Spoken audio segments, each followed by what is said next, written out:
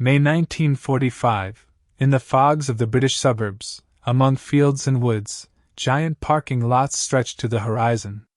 Tens of thousands of American trucks are lined up in impossibly smooth squares under the open sky, as if under the watchful gaze of clouds. Their olive-gray camouflage, like the peeling scales of an ancient fish, already bears the marks of time, rust spots, scratches, traces of past battles and dust roads. These are not the children of British factories. Detroit's handwriting clearly speaks to the sharp, hard lines of the bodies, rounded Chevrolet hoods, rectilinear Ford radiator grills, resilient GMC frames and heavy Studebaker hearts. The American financial giant gave Britain its iron offspring. More than 480,000 trucks and tractors sailed across the Atlantic under the star-spangled banner of the Lend-Lease program, the bulk of which settled on British soil. Europe is free today. A white flag is raised over Germany. The Japanese surrender is a matter of weeks. But these monstrous columns of cars suddenly turn from weapons of victory into a puzzle for both bureaucrats and economists. The gigantic army of technology belongs to the United States. Britain fed, repaired and quickly wore it out on roads from the Libyan sands to the Flemish plains, but never became the true owner. Peaceful spring brings uncomfortable questions. What should we do now with these 500,000 other people's cars sprawled across the island and the entire continent? Buy? Send it across the ocean? Write off the engines past the scrap metal and burn it? The answers to these questions, cold and cruel, revealed the true depth of the financial abyss beneath Britain's feet. It was in the post-war gloom that the inescapable dependence of British troops on the American auto empire was exposed. Between 1941 and 1945, port cranes unloaded 427,284 trucks for Britain, and over 50,000 more went to reinforce imperial troops in India, South Africa, and Australia. The statistics are pitiless. The native car industry pales next to this wave. On British roads, Dodge trucks, 2-ton GMCs, heavy Diamond T 4-ton trucks and white 6-ton trucks, helpful Chevrolet 1500 pickups, hospital, sanitary, vans, workshops on wheels, radio locomotives with antennas reaching for the gloomy sky rattle with a variety of engines. All these iron giants formed the backbone of British military logistics. By May 1945, 60% of the British Army's fleet consisted of American vehicles. In the fields of Italy, the Eighth Army lives thanks to the Americans, almost without exception. In Germany, the Army of the Second Front has an American auto trio for every British piece of equipment. Even at home, according to the data, about 180,000 Yankee trucks crowd parking lots and hangars, and another 120,000 live out their days in France, Belgium, and defeated Germany. Calabria district to Palestine, from the Indus to Burma, the geography of this auto expansion is vast, like oceans crossed by convoys. Each truck has its own individual story. Some still smell like factory paint, and their odometer hasn't even reached 5,000 miles. Others, scorched by the North African sun and suffocating in dried-up bearings, have long exceeded 80,000 miles and are groaning under the weight of wear. The first and main challenge of May 1945 consists of political and financial anguish. The Lend-Lease law is as clear as a hammer blow. Weapons are only loaned, but not donated. The end of the war entails a tough choice.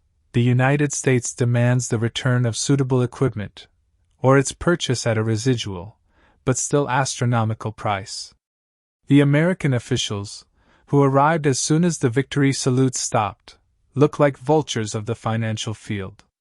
The Lend-Lease Liquidation Commission, specially created for the global settlement of these warehouse skyscrapers, bites into evacuation fleets, evaluates every iron heart. The first rounds of negotiations sound like a death knell for the British: either return the cars or pay. For each serviceable one, £400, for an average condition, £250, and for a tired old timer even as much as £100. Test the arithmetic: 500,000 cars. The geometry of expenses grows into a nightmare.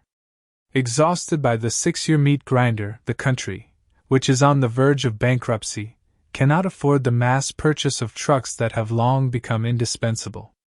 British diplomats and treasurers, shaken by the impending financial disaster, are frantically clinging to any opportunity to renegotiate the terms of the deal. The American side is in no hurry to show leniency. In their eyes, there are thousands of trucks, still in shape, capable of competing with the products of Detroit's auto giants in the coming era of a peaceful industry. Their concern is not only about the budget. The return, or better yet, the destruction of these vehicles will ensure stable demand for the new car market in the future. Military trucks filling Europe can bring down prices and slow down the start of factories. As summer ends with long rainy days, American and British officials hide behind negotiating tables, and an army of trucks slowly rust away, eating up security shifts on duty and losing the last of their vitality under the unbearable dampness. With every passing day, the situation for the UK is becoming critical. Foreign exchange reserves are running out, every dollar is needed to buy bread and raw materials, and huge expenses for the transportation of other people's cars seem like an impossible luxury. But the lingering need for vehicles puts pressure on the state. Without the usual Yankee wheels, it is impossible to start a war-torn economy.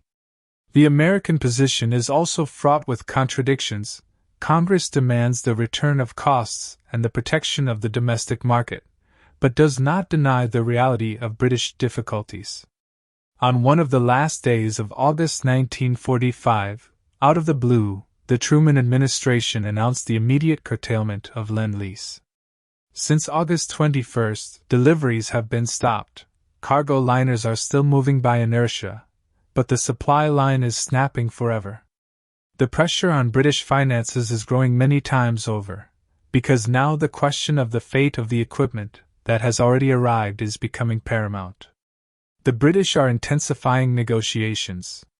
Representatives of the Ministry of Supply and the Military Department put forward a compromise proposal, not to buy the cars piece by piece, but to close the issue with the total amount for the entire volume of Lend-Lease, retaining only the necessary copies.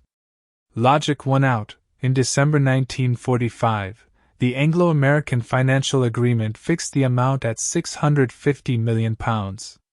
Britain pays about a tenth of the original cost of all stored equipment, a high price, but no longer destructive. The transaction distinguishes between two categories: what will have to be paid immediately, for civilian ministries, and what will be transferred to the military balance in installments as part of a general loan. A gigantic inventory begins. The Ministry of Supply is building support camps in Chilwell, Dunnington, Bicester, and other places. Engines are humming in the hangars and tired mechanics are swearing. The winter of 1945-46 is dripping fuel oil down their sleeves while they check the condition of each car. The accountants sorted out, about 125,000 remain in service. The most recent, unreliable, rare to replace or extremely necessary for the occupation contingent in Germany. Another 95,000 are being sent to the needs of civilian ministries. Road workers will receive their rough laborers to repair highways, foresters, to export logs. Municipalities across the country are pumping out American vehicles for garbage routes, firefighters and other rapid response teams. Germany is a particular headache. There are 78,000 more American trucks serving here as part of the British Army of the Rhine. The occupation requires a powerful motor artery, but it is becoming increasingly difficult to maintain these foreign cars. Mechanical parts are disappearing like snow in the sun, American warehouses are emptying, and every broken truck becomes a heavy dead weight. The strategy is changing. It was decided to leave only 45,000 relatively new GMCs and Studebakers in the Army of the Rhine, and to write off the older, veterans. It is unprofitable to return them to the island. The shipping cost will exceed the market price of the junk. Instead, Germany is starting to sell other people's hardware on a massive scale. the German Control Commission organizes sales points in Hamburg, Hanover, and the Ruhr. German transport companies, like hungry animals, rush to cheap ones, but they need Chevrolet, Dodge, and Ford workers. They need cars to revive the remnants of a destroyed economy. Market prices are staggering, usually from £50 to £150, depending on the condition. By the fall of 1946, about 22,000 American trucks, once delivered under Lend-Lease, had changed from military uniforms to civilian clothes. They were driving along German roads, smelling of cheap fuel fumes, but serving the cause of the New World. They have become a familiar feature of German highways, dressed in fresh paint, decorated with brand new German license plates. These hardy trucks silently participated in the revival of the country, like hard workers who do not know fatigue. Here, in the shadow of creaking telephone lines, the Commonwealth negotiations dragged on. Throughout 1946, this administrative chess match lasted, where hundreds of thousands of cars acted as pawns. Canada, which inherited 237,000 American cars from Lend-Lease lists, faced the same difficulties as others. 44,000 steel giants from overseas joined the Australian fleet, and both dominions negotiated similar terms with the United States, paying a reduced price for the transport remaining at their disposal. The United Kingdom, which suffered from a post-war deficit, offered part of its share to the Commonwealth countries, those who needed additional capacity from the nose. New Zealand, full of ambition and long-range routes, bought 3,400 American trucks from the British. South Africa, just over 2,000. In India, where the lack of transport threatened to turn into a disaster, a new flow broke out. 8,500 vehicles were loaned from British military depots in the Middle East. The Soviet story of Lend-Lease is intertwined in this tangle of contrasts. The USSR received about 427,000 American trucks, almost as many as the British, but the Soviet way was special: to keep everything, not to return a penny. When the U.S. representatives asked for reports on the surviving vehicles and the return of the surplus, the East responded only with formal lists. Most of the cars that survived to the end of the war remained in the USSR, benefiting the Soviet lands until the 50s. Some U.S. 6 Studebakers, the gunners' favorites, served until the very breath of the 60s. The Soviets' unwillingness to keep honest Lend-Lease records was one of the first thorns in the body of the impending Cold War. Britain, although it was on the verge of bankruptcy, fulfilled the agreement with a creaking heart. The difference in approaches only highlighted the new fault lines of the former alliance. If the depths of these post-war logistical waters capture you, linger here, there will be more. In Britain, meanwhile, the disposal of American vehicles that were not needed by the army was on the rise. The hangars were raked with frenzied inevitability in 1946 and 1947. Approximately 185,000 steel giants were considered unprofitable for further maintenance. They had their own fork in the road, depending on their condition and geography. Those who got the roads, those who had good engines, had auctions.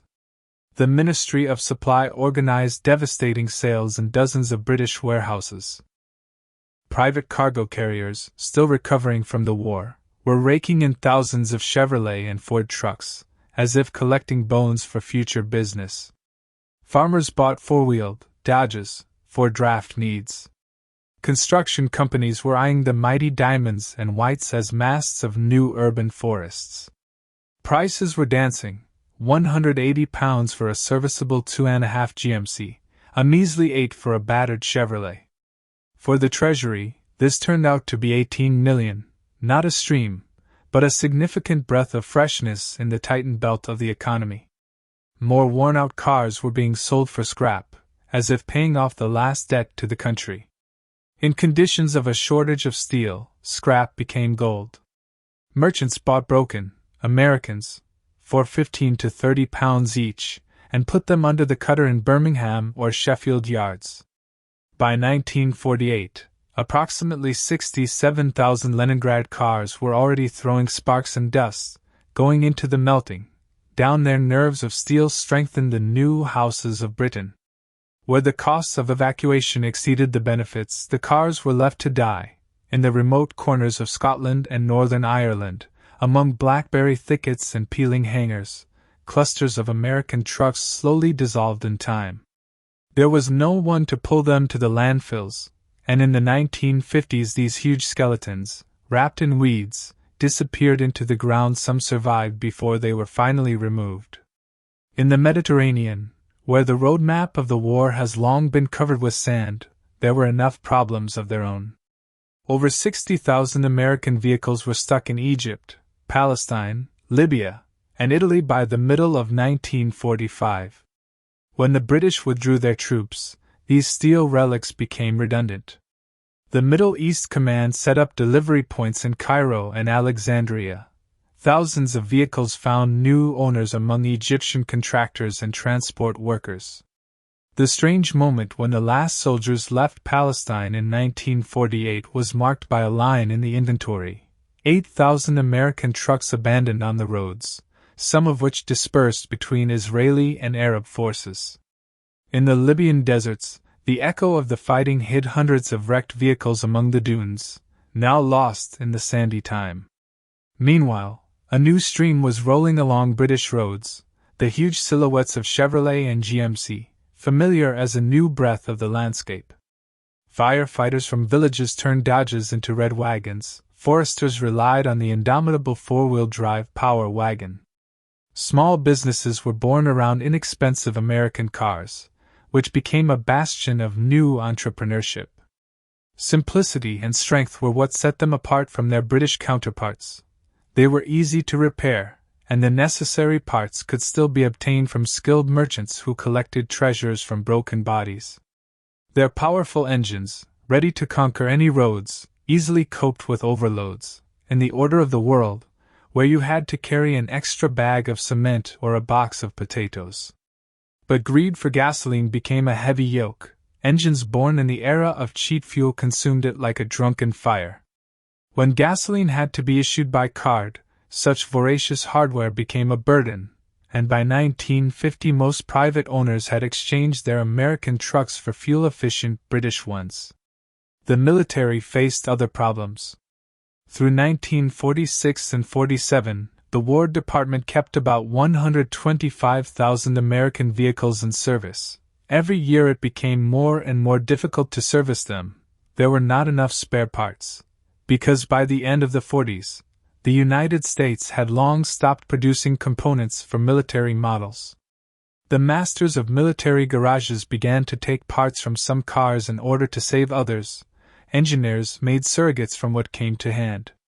By 1949, the fleet of American vehicles in the Army had decreased to 73,000. A new large-scale reduction took place in 1950–51, as the ministry sought to switch to fully British models. The outbreak of the Korean War briefly delayed the departure of the heavy Lend-Lease monsters, especially the scarce tractors. But by 1953, there were only 28,000 American vehicles left in the British Army, mostly specializing in individual tasks, or working at foreign bases where parts could still be found. This story received an unexpected continuation in museum halls and in private courtyards. Hundreds, or rather, only crumbs of the original number, survived their era not by the will of someone's strategies, but thanks to the stubbornness of small enterprises, communal workshops, farms, where people who mastered complex technology were located.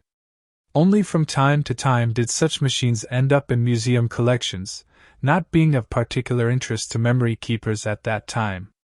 It was only by the 1960s that individual exhibits penetrated the collections. For example, the Imperial War Museum acquired the GMC CCKW in 1967, a car that reached the Rhine and survived the battles of northwestern Europe. The National Automobile Museum in Beaulieu acquired the Dodge WC. And the Bovington Tank Museum preserved the rarest diamond tank transporter. In the 70s, the hobby of preserving military equipment gained momentum. Private traders began to assemble American military vehicles, pulling rare specimens from sheds, landfills, and warehouses. In Scotland, for example, in 1982, the Studebaker US-6 was dug up and started, which had gone through a long journey of logging. In remote areas, there were whole ghosts of car parks. They were restored, turned into national relics. There are about 85 Lend-Lease trucks of various models in the current British collections of military equipment, and this is less than a tiny fraction of the former Armada. The Wiltshire Society of Military Equipment parades restored GMCs and Dodges. Amateurs from all over the country own about 200 more cars, most often Dodge WC and Jeep, although Jeeps were a separate category of supplies. Continental Europe is also opening its memory closets. German museums carefully preserve American trucks that came into their possession in the post-war years, when the Lend-Lease engine was dying down, but its echoes echoed in every rusty part. In the Netherlands, not far from the serene green plains, the Overend War Museum preserves a GMC veteran, torn from the grip of a local transportation company, like a relic from the sands of time. And a little further south, in the German city of Zins, the Auto and Technik Museum carefully exhibits an entire Ford G8T. It once served under the British flag before its wheels spun on the peaceful roads of Germany. But the legacy of Lend-Lease trucks is not limited to the steel of their bodies. This experience invisibly penetrated into the very fabric of post-war British engineering. British designers eagerly explored the methods of the Americans. Their admiration for American simplicity and uniformity grew against the background of memories of infinitely incompatible and whimsical domestic trucks that tormented military convoys. Where the Americans had every nut matched, the British were faced with a chaos of details and standards. When developing legendary models of the 1950s, such as the Bedford RL, the influence of overseas colleagues manifested itself. In the hands of engineers, machines with simplified care and unified elements were born, as if an industrial evolutionary step had been taken under someone else's hardened shadow. The financial resolution of the Lend-Lease epic left deep political scars. The uncompromising lesson of dependence on foreign supplies burned not only Westminster officials, but also echoed through future cabinets. Negotiations on the right to keep trucks, when the country was on the verge of default, proved to be a bitter lesson for many generations to come. All the simple truths were crossed out by one. The production of key equipment should not be sent abroad, even if domestic factories require large amounts of money. Otherwise, vulnerability will sooner or later enter the door. And yet it's not the quantity that really amazes, but the speed with which the whole machine world has disappeared. In a matter of years after the thunderous end of the war, almost 500,000 trucks evaporated from Britain's seething transport pools. Some disappeared at auctions, others became rusty cargo in landfills, and others disappeared without a trace. After 5 years, the surviving copies already looked like a curiosity. A decade had passed, and only a few remained on the move, like stubborn old men in a market where everything had been young for a long time. 20 years later, only fanatics began to look for them, which turned out to be a circle that had experienced both rise and oblivion. This fleeting cycle became the rule for military equipment during the Cold War, when grandiose investments disappeared instantly after losing relevance, giving way to new projects, new eras. The history of British Lend-Lease trucks rarely becomes an ornament to triumphant chronicles, but it exposes the skeleton of logistics, the invisible enemy of the world, without which any laurels of victory quickly turn into dust. After the fireworks in May of the 45th, years of dull work began, endless accounting, disagreements over payments with the Americans, the crackle of typewriters turning the chessboard of technology into a string of costs and write-offs. The fight for German technological spoils that fueled the headlines was just one side of a peaceful drama. But the fate of hundreds of thousands of ordinary trucks opens up a much more fundamental page. Britain emerged from the troubles with Reeves, but without money, barely able to buy back the tired cars on which its armies rolled the freedom of Europe. The Americans showed generosity, but also firmness. They demanded to return or pay, and the kingdom had to put up with the mass disposal of cars in favor of balance. Years have passed, and the traces of this gigantic mechanical flow have almost been erased by the wind of change. Today, GMC and Studebaker stand silently in British museums, not just machinery, but monuments to the industrial might that fed and supplied armies on 2 continents. Their iron ribs remind us that the material evidence of even the closest history disappears as easily as a draft in hangars. Decisions made for the sake of economy or simplicity can only leave shadows on concrete where the Iron Army rumbled recently. If this story seemed valuable to you, listen to the new muffled voice of history, find out where the German V-2 rockets disappeared to, and how they marked the beginning of an amazing era of space exploration, becoming the foundation for nuclear ambitions and the Cold War.